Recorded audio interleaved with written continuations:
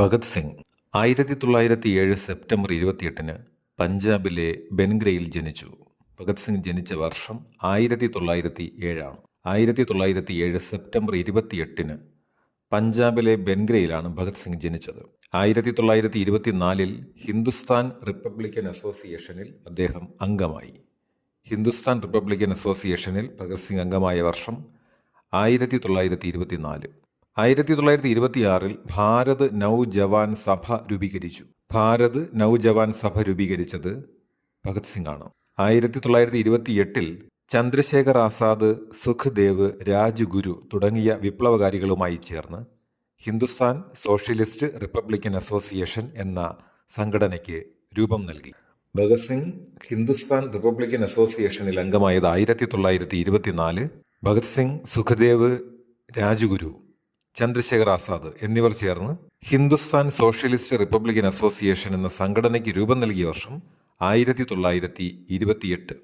1928-ൽ ലാലാ ലജപത് റായിയുടെ മരണത്തിൽ കലാശിച്ച ലാത്തി ചാർജിന് ഉത്തരവാദിയായ പോലീസ് ഉദ്യോഗസ്ഥൻ സാൻഡേഴ്സിനെ വെടിവെച്ച് കൊന്നത് ഭഗത് സിംഗ് ആണ്. സൈമൺ കമ്മീഷൻ വിരുദ്ധ പ്രക്ഷോഭത്തിൽ പങ്കെടുക്കുകയാണ് ലാലാ ലജപത് റായിക്ക് ലാത്തി ചാർജിൽ പരിക്കേൽക്കുന്നത്.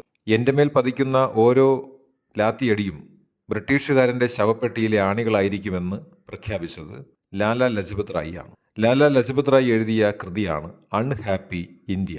അൺഹാപ്പി ഇന്ത്യ എന്ന കൃതി എഴുതിയത് ലാലാ ലജപത് റായി. 1929 ഏപ്രിൽ 8-ന് കേന്ദ്ര നിയമനിർമ്മാണ സഭയിലേക്ക് ഭഗത് സിംഗും ബതുകേശ്വർ ദത്തും ചേർന്ന് ബോംബെറിഞ്ഞു.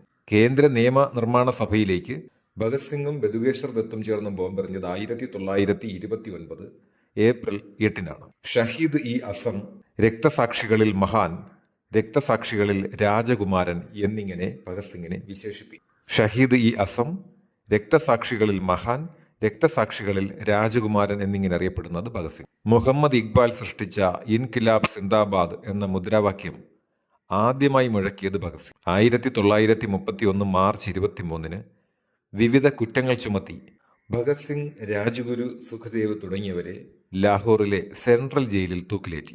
ഭഗത് സിംഗ് രചിച്ച പുസ്തകം വൈ ഐ ആം എത്തീസ്റ്റ്.